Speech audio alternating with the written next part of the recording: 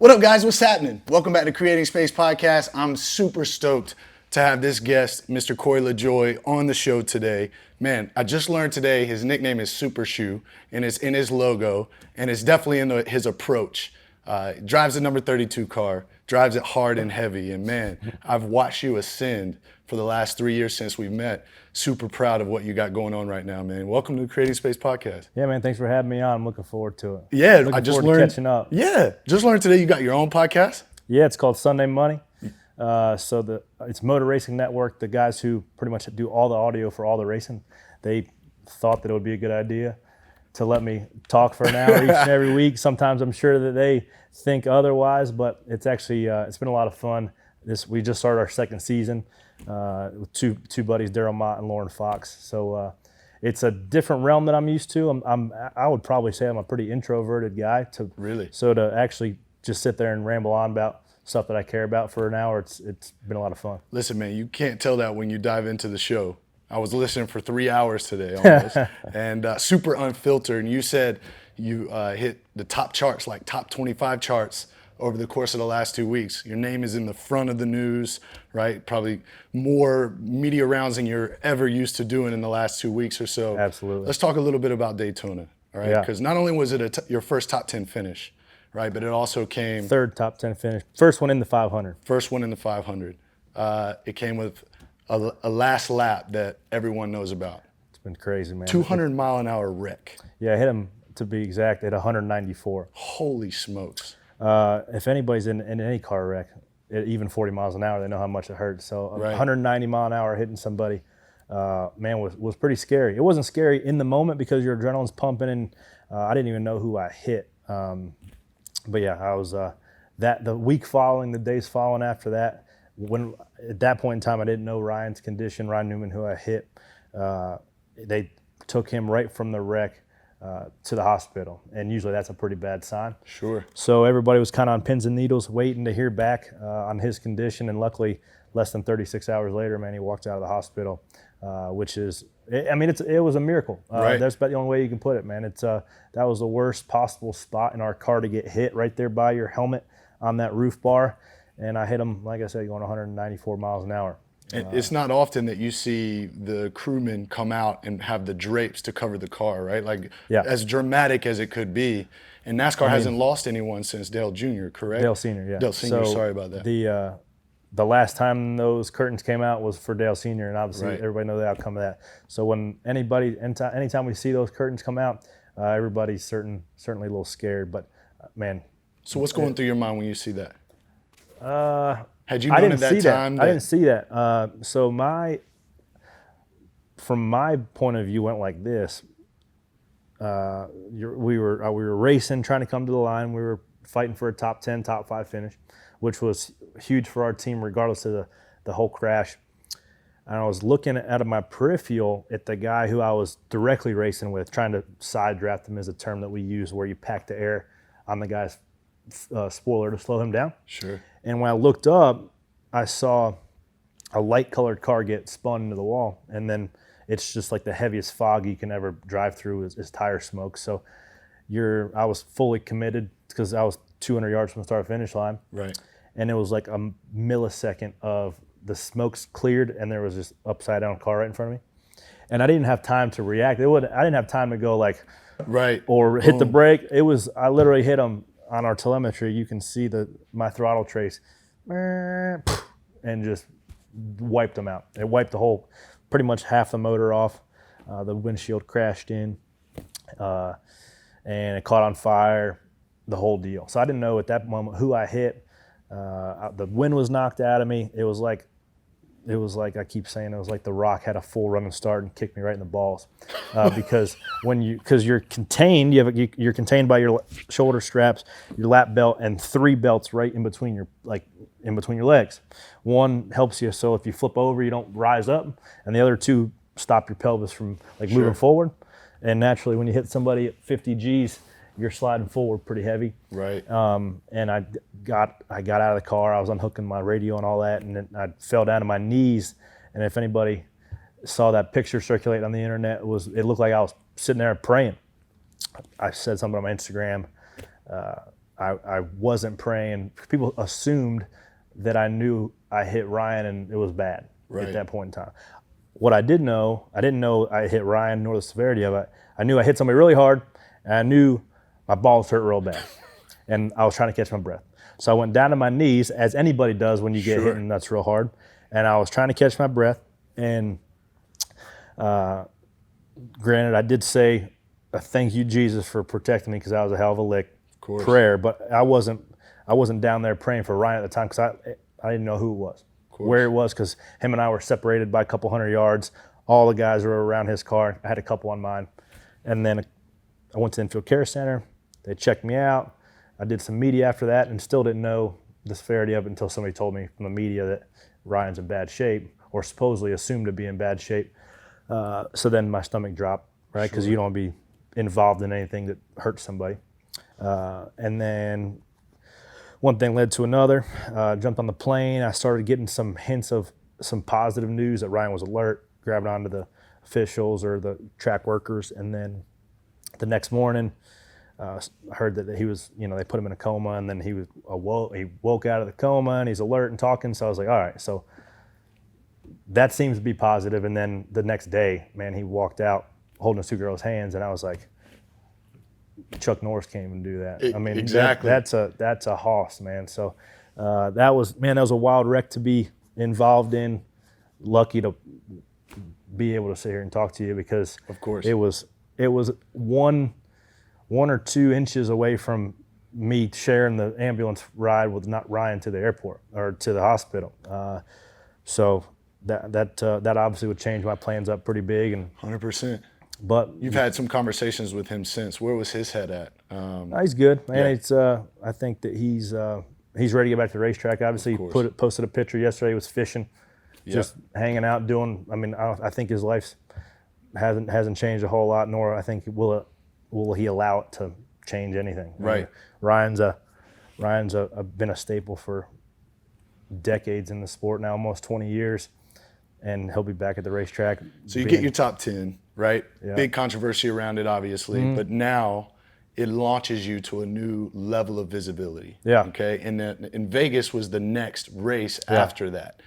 How did that whole week leading up to that, with more media, more attention on you, more stress, obviously your body, how did that change your entire preparation for the next Sunday? Well, that week was crazy, man, because we raced on Monday because the race got rained out on Sunday. So it was pushed to Monday. Sure. Do the whole deal, all that stuff happens. I had to wake up at 5 o'clock the next morning to go do a Good Morning America, and we still didn't even know an inkling on Ryan's condition. It was just like, hey, you were the other guy in the crash. Get your ass on Good Morning America with Michael Strahan. I was tired, right? Adrenaline was still pumping. Mine was foggy. Didn't have any clue what I was doing, what I was talking about, beyond just, I'm just lucky to be here, and hopefully Ryan's okay too. That's kind of the premise of it.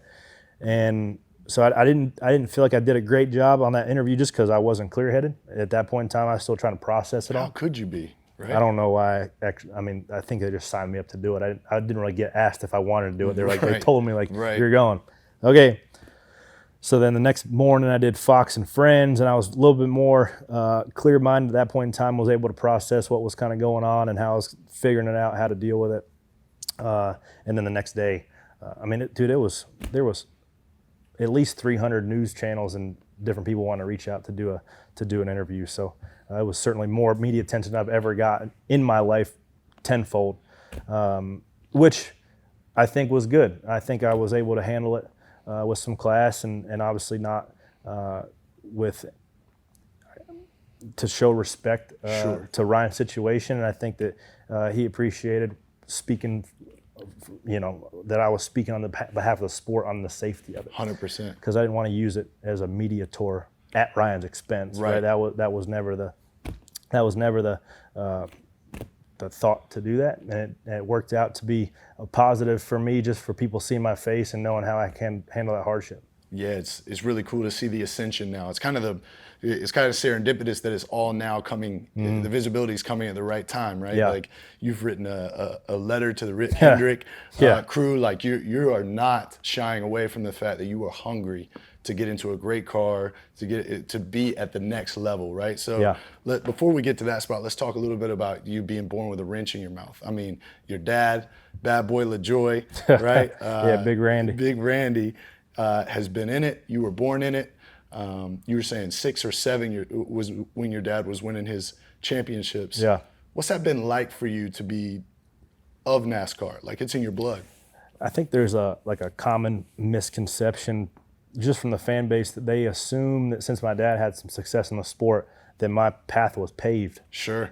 And I think my dad, I know my dad looked at it like he wasn't ever going to make my path easier than anybody else's. He probably purposely made mine harder to build the tenacity and the persistence to be where I'm at now. Because if it wasn't, and if my path was paved with a lot of the resources and people and equipment that a lot of these other guys my age had, if hardship ever did come down the road, I wouldn't have what it taken to get through it. So how was he teaching you that tenacity and persistence? What was he instilling since he kind of knew the path?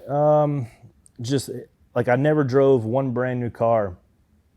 I don't think I've ever driven one in my life, to be honest with you. So all my stuff was used. All the stuff I had to build myself up until I was probably 17 or 18 with some help, right? Sure. With some buddies I went to high school with, or some guys that would volunteer their help. But all the way up through until what would be considered like the single A ball was if I didn't work on it myself, we weren't going to the racetrack. Right. And even one notch above that, my dad wouldn't let me start where I qualified until I was 16 because he knew I had to learn to be an efficient passer. So if I qualified second in a 30-car field, he would literally make me start last, and I would have to pass everybody to get to where I ultimately wanted to finish. Because he knew at that time, it didn't matter if I had 80 trophies, 100 trophies on the wall. If I didn't know how to pass somebody, I wouldn't be able to do it on Sunday. Sure. And even though the trophies look nice on the resume, the intangible stuff of learning how to pass, being appreciative of the guys working on your stuff, hustling to try to raise money to go to the racetrack, all that stuff was what people weren't learning that were my age. He built that chip. Yeah, he built the chip for sure. And people say, oh, I got a chip on my shoulder, and I handle it as such. Sometimes it's a bad thing, but once you figure out how to harness. Let's stick there because that's my whole life, my whole career. Underdog. Yeah. Right. My dad was a college football player. Built the dog in me as well. How have you wrestled with that dog and watching other individuals maybe have more money or have more access that you felt like you were a better driver? How have you managed that chip along the way? You kind of shift the focus from what you don't have to utilizing what you do have. And racing is a unique sport. It errs on the side of a business more than a sport sometimes because I don't have direct out, I guess I press the gas pedal and brake pedal and turn the wheel. Yeah. But there's so many more factors that determine where my race car finishes, whether it be downforce or engine power, or there is infinite amount of things that the bigger teams have the access to do versus a team like mine. And I always, growing up, probably a little immaturity, would kind of look at everybody else. Why don't I have that? Why, he's got something a little nicer than I have. Yep. He has a smarter crew chief than I do, or he's got a newer car than I've got, or he's got a new motor. And that was still enough to kind of keep the fire going as I progressed slowly. But once I got to the National Series, I had to figure out how to make, so everybody in the National Series has talent, right? Everybody in the pros of any sport has talent. You have to figure out how to differentiate yourself, whether that be your thought processes or fine-tuning your craft to stand out, whether that's off the racetrack, doing podcasts, being a better ambassador for your sponsors, but also honing your craft of physically driving the car. And once I realized that my talent wasn't the only thing to keep me there, that was when it was literally changing my fixed mindset to an open mindset. I mean, that's what, I was really lean back, and I was always looking back on what I've done in the past and not figuring out how I could get better for the future. And once I realized that, I might not have the most talent, but that's not going to stop me from outworking that next guy. Yep. Because, I think Kyle Busch is probably the most talented guy in the field. Jimmie Johnson obviously is one of the best drivers to ever drive a race car. Sure. Do I think I have the same amount of talent as them? Probably not. That's just honest. But I'm going to put the work in. And when I do get in that same opportunity with Apple's car, I'll have the grit and tenacity to get after it and to make it work. Mamba mentality. Yeah. What does that look like? So for soccer, is how much time can you spend with the ball? Period. Technique. Yeah. Spending so much more time on that than anything else that are really the intangibles. Same with basketball. Same with football. OBJ can catch anything because he's had more reps. Right. What does it look like for a NASCAR driver to put the work in? Yeah, that's why, like I said, man, racing's a unique sport because you're dependent on the guys working on the car and the physical piece of metal that you're sitting in every Sunday, right? Nobody has the same ball. Nobody has the same car, right? I would love to strap on the same cleats and go kick the same ball as the other guy because then you can outwork that guy. Yep. I don't have that option in motor racing. That's just the way the sport's always been and the way it's always going to be. So you have to figure out how to take the tools at hand, the resources that we have, and beat the guys with more, beat the drivers with more simulator time, build the guys with more seat time. And that's what has allowed me to stay in the Cup garage and keep progressing each and every year, where a lot of guys kind of flake out or flame out or kind of get pushed down the ladder, where I'm still ascending. So with me spending time with the ball, I would take a ball out to a local tennis court where the tennis courts have the wall that you could hit if you didn't have a partner to pass with. Yeah. And I would spend hours with an iPod or an iPhone in my ears working on my technique. That was my one thing. Mm-hmm. What's the one thing that you spend the most time on? Maybe it's a weakness or maybe it's a strength right now. I don't know, man. And I don't think I have one particular thing that makes me a better race car driver. I think all of my relationships and habits combined is what makes my success happen on the track as well as off the track. Right. Because I would love for there to be one thing that's going to make me a better race car driver, and I would be doing that and wearing the paint off of it. Sure. But there's not, besides if you wanted to jump on the simulator at Ford, but I'm a little bit too low on the Ford totem pole for them to give me the nod to be on the simulator a lot. Right. So it's you have to figure out how to hone your craft with lesser amount of tools, get creative, whether it be iRacing, some other lower grade simulators, or just watch more film and just pack your brain with knowledge when you go to the racetrack. That way nothing's new when you get there. Like I said, there's not one thing when it comes to being a race car driver. I wish I can throw into a cage or doing that, but it's just a unique. Was this always the dream to get to the Cup Series? Have you always been destined to get to this, or were there other passions or things that avenues you might have explored? So I like playing baseball. Really? I was pretty good at it. I played till I was a junior in high school. I played with Corey Seager and Kyle Seager. They're obviously still playing baseball. Yeah. And I knew they were the bar I had to compare myself against, and I realized real quick that I didn't have what they had. Right. But I pitched and played first base and center field. I was a lefty, so they liked that, and I could throw real hard, but I didn't know quite where I was going. And when I was a junior in high school, that's when I had to pick the mayonnaise or the mustard, right? Because I wasn't working with trainers and I wasn't spending enough time working on race cars. So both were struggling. So I had to figure out and pick one. And I just had the passion for racing. I didn't know at that time if I was going to make it as a NASCAR Cup driver and get paid to do it. I knew that I loved it. I knew I loved that just the competition with myself to get better. It wasn't even so much about competing with other people. It was about trying to be better than you were yesterday. They talk about field fillers around this park. They say, Wes, you got to ask them about field fillers. Tell me about field fillers. Like, fill us in on what exactly that is. Field fillers. So the field fillers was the group of our buddies that we called ourselves the field fillers, because the guys it was kind of a metaphor, because at the time there was this this movement of like guys filling the field of the extra spots and just starting and parking. So they're all the guys running the back. Right. Well, at that time we were 15, 16, 17. I was myself, Brandon McReynolds, Joey Logano, all of us young kids who were winning races and having fun and starting to get successful. So we just, for whatever reason, started calling ourselves the field fillers. And we would go do go-kart races, and that was our little crew, raising hell around town. Well, then there was this asphalt go-kart track my dad paved out behind our shop that I was on it from a little rugrat. And we kind of grew away from it. When I was playing baseball quite a bit, we weren't back there at the track dicking around very much. And then we all got the bug of just like getting these go-karts together and started running just for fun, right? We'd go there after school, we'd get a couple go-karts running, and we would just beat the piss out of each other for a couple hours till it went dark. And then we'd park it and laugh about it and have fun. Well, one thing led to another. And we ended up having like sanctioned races at this track where 600 or 700 people were showing up every Wednesday. There was cars parked down the parking lot.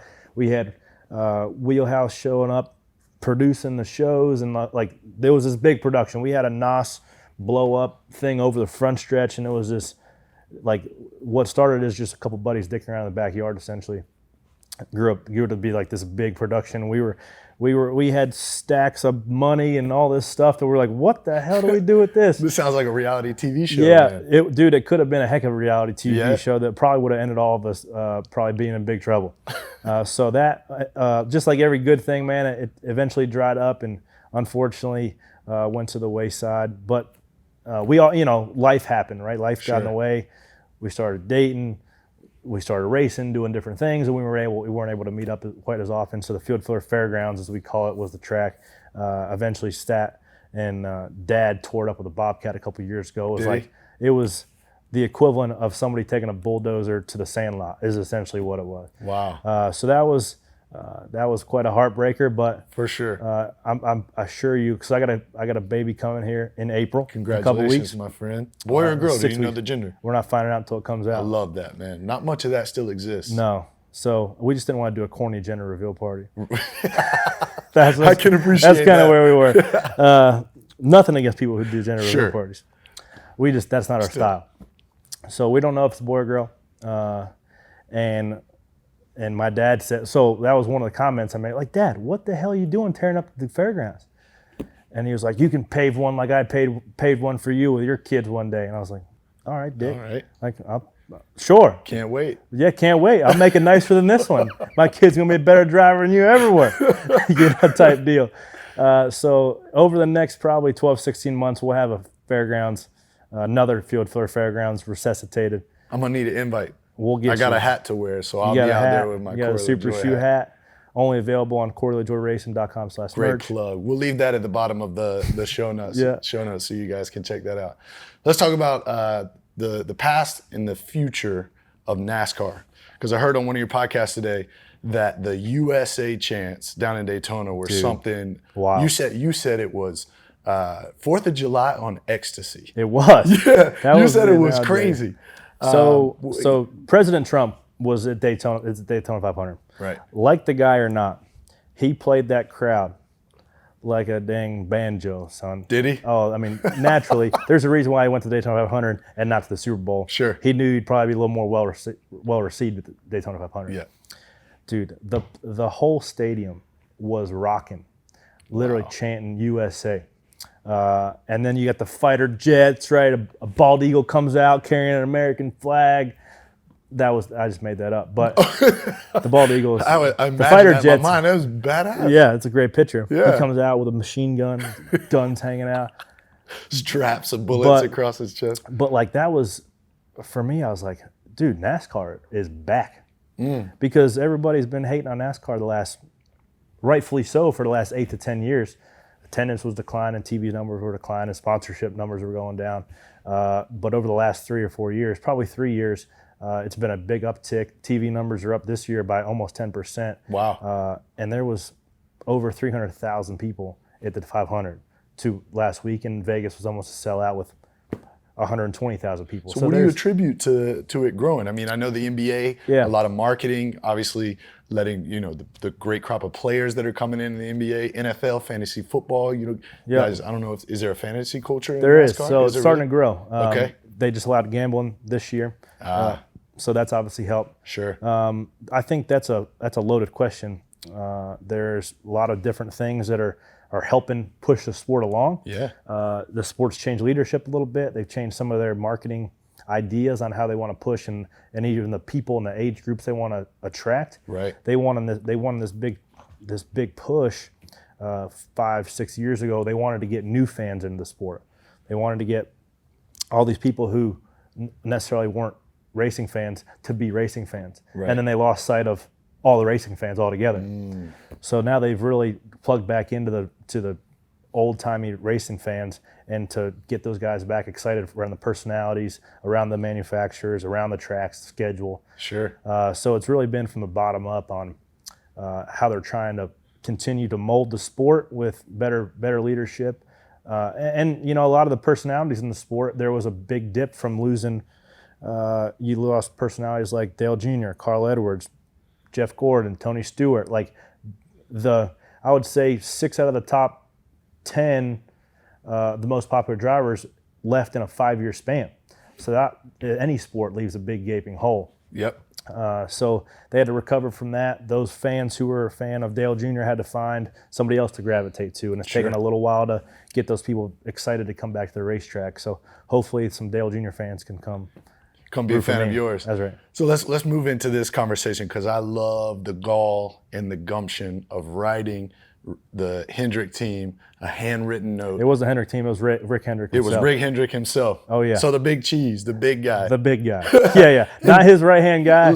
Not the guy who answers his emails. Rick Hendrick. There's only a few who have the ability to do something like that, and I love it because I always used to tell people when I was little, I'm going to play pro. It was the only idea that I had in my mind. And if I didn't do it, I'd figure it out later. Right. Or you consider it a failure. Correct. 100%. And I wasn't willing to face the failure. So whatever, by any means necessary, I had to keep going. That's right. So talk to me about that, the process of making that decision and what it was like. Like, what is that scenario entirely? It's so hard to differentiate yourself in racing because you're at the mercy of what horse you're sitting on. Yep. So I had to figure out a way to stand out off the racetrack because you can only make a 30th place race car go so fast. And even if you make it go 5 spots better than what it's supposed to, you're still finishing 22nd, 23rd, right. And nobody's popping champagne bottles over that. Right. And you're not getting tweeted about, and you're not getting talked about on the broadcast. It's just what it is. So honestly, where I got the idea from is over Christmas break, Kelly and I, my wife, went to see Hamilton. And they do a lot of writing in there, right? Yeah. There's writing notes. Alexander Hamilton obviously was a good writer. Sure. Notorious for that. And I was like, I can write a note. I'm going to write a note to Rick Hendrick. And I literally got that idea sitting there at Hamilton. Someone needs to tag Hamilton on this. You see yeah, that? Yeah. That's amazing. I went back. I actually have pretty good cursive handwriting. So I wrote some rough drafts in my little journal. About probably 5 or 6 of them. My wife chopped it up and corrected all my grammar mistakes because English was my least favorite subject in school. Yep. And then what was the essence of that letter? Pretty much what we've been talking about.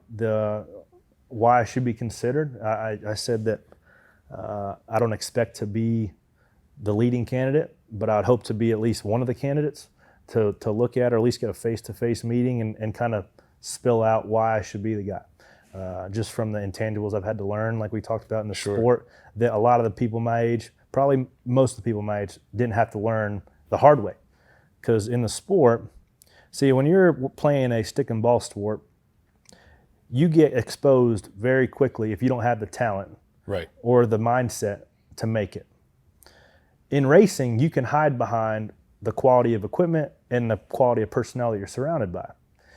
And if you don't have that, those are the guys that get exposed and they're out right? Or the guys that are used to growing up around that, they get to the point where everybody is as talented as they are, and they're out. Got it. They don't have the tenacity, the grit, the persistence to stay or actually look internally and make themselves better. Sure. So I spelled it out, man. I was like, hey, I've had to do all this the hard way, and if I didn't have what it takes to be here, I wouldn't have stayed here for the last 4 years grinding in the shit. Right. You know, like right. I've driven some really bad race cars for some really slow team owners, essentially. Sure. And somehow I keep getting more and more funding, more and more attention, and running better and better. Right. I don't think that's coincidence, right? And I said that's why I feel like I can carry the weight of the responsibility of Jimmie Johnson's. I don't think anybody can do what Jimmie Johnson does. Jimmie Johnson's one of a kind. But I think I can shoulder the responsibility of what Ally needs, of what Chevrolet needs, of what Hendrick Motorsports needs. And I feel like I can do a great job on and off the track. And it was about a page and a half. Signed it. Thanks for the time. Yeah. And Have that's you heard where I back? left it. Not directly. I've heard it through some people that he appreciated. You know, he said it. Said that he was impressed by me before. Now he's even more impressed. Yeah, I mean, it did, and that was that was the goal, to set myself apart. And for sure. And it did. I really wanted to keep it private at first, and it was private. And then as soon as the media got a hold of it, it blew up and took fire. But you know, because I didn't want it to be a publicity stunt by no means. Right. I wanted it to be a pretty intimate thing. You know, man, this is where I'm at. You know, I'm glad it got out because it shows the fan base I'm not content to be where I'm at. You want more? I want more, man. Yeah, man. Not for myself. I'm not a materialistic guy, but I'm not content when I know I can do better. I can do more, and I'm gonna do more. It's just a matter about getting there, waiting. So I did a little research and I was reading up to, you know, it seems to be the best years of a racer, like the 20s to early 30s. Technically. Now, and some have been quoted as saying once they have a family, things change. They don't hit the turn as hard, or they don't hold the pedal as long. Do you feel worried at all about the growth of the family and obviously the responsibilities potentially slowing you down at all? No, I think it's the opposite, because now I have a baby to pay for. I got to get up on the wheel a little harder to pay for that thing, right? Because I'm not making like the buku bucks that the guys on the front side are making. I'm grinding for what would be considered a good living for the normal person, right? Not crazy, right? So I gotta, just like anybody else, $3 to $4 grand of a bonus here and there is a big deal for me. Big time. That's not a big deal for somebody that's making $5 million. Sure. Big time for somebody like me. So having a kid that's going to be eating and pooping and wanting all these toys, things you got to pay for. I got to pay for those things, man. So I got to get up on the wheel and get some bonuses here and there. But statistically, man, the peak for a driver is 38. So wow, I'm still 10 years away from you got a decade, technically hitting. Friend. Is kind of when experience and the I guess talent, or just the personal limitations of the body start to cross. But there's guys you see like Kevin Harvick, Jimmie Johnson, 42, 43, just still winning races. So if I can stick around, man, could be pretty good. Well, let's transition into that sort of next space for you, which is a kid, right? In the next phase of life. My fiance and I just bought a house, man. I can't even imagine having a kid coming into the world right now. Like painting everything in the house is enough for me, you know what I mean? Paint's brutal. Let's talk about that, girl or boy. What are some things you want to make sure you instill in that kid, maybe passing through from your old man or your teachings from your parents? I think working hard is one of the biggest things, I think. Of course. And that's just natural with the environment he or she's going to be raised in. You know, nothing's going to come easy purposely, just because I don't think you do your kids any favors if you give them everything they want anytime they want it. Right. Even if you're able to do that, right? If you're not able to do that, then it's easy to say no because you can't do it. Sure. But if you do have the means to be able to provide your kids anything they want, you're almost inhibiting them from working for or learning how to figure out themselves going forward, I think. So, and there's lots of other things, man. My wife and I We've been digging into the good book quite a bit lately, so it's going to be raised up in a Christian home. Hopefully, Sure. it just grows up to think the same way we do, and it can figure itself out. Obviously, we're going to point it in the right direction and try to lead it and guide it as much as we possibly can. But I think sometimes if people try to hold on to their kids a little bit too tight, and then that's what they end up running away from. So we'll kind of let it learn some responsibilities at a young age. My wife and I, we see things very similar, but sometimes very opposite. Yeah. Which is when we're opposite on the spectrum is usually for the better. So I'm excited to actually learn and instill some things that my dad did for me, some things not so much. 100%. But that's the beauty of it, right? Because now I'm in the stage of life, like you said, where the older I get and the more obstacles that I've faced in my life, whether it be welcoming this kid in the world or getting married or backing up and going, moving in or whatever, Yep. I appreciate my dad even more because I know he's been through the stage and thought the same way I did. And he was nowhere near prepared, just like I am, right? And he raised me and gave me everything I needed to do to be successful. And the older I get, the more I appreciate the things he's done. Because I didn't appreciate it when I was a little kid, Yep. right? Because you don't know what it takes to earn $1. You don't know what it takes to literally give up your life for somebody else, whether it be your wife or your kid. Yeah. So the older I get, the older I appreciate, both of my parents for what they've done for me. So the idea of creating space is all about letting go of what no longer serves you and creating the void or the opportunity for something new to come up. Next 5 years, what would you like to see parts of yourself, falling away, and what are some things you talked about fixed or growth mindset, right? Yeah. That growth mindset would move you toward. I don't know, man. I hadn't really thought about that. I mean, I got a 5-year plan of goals that I want to achieve. Get myself in a faster race car, win some races, win a championship. But above that, continue to be a good role model for kids, young race car drivers, offer tips or advice whenever people reach out. Never get to a place to where you're too big or inconvenienced by somebody that wants legitimate help. I've been doing a lot of great stuff, a lot of fun stuff with Samaritan's Feet.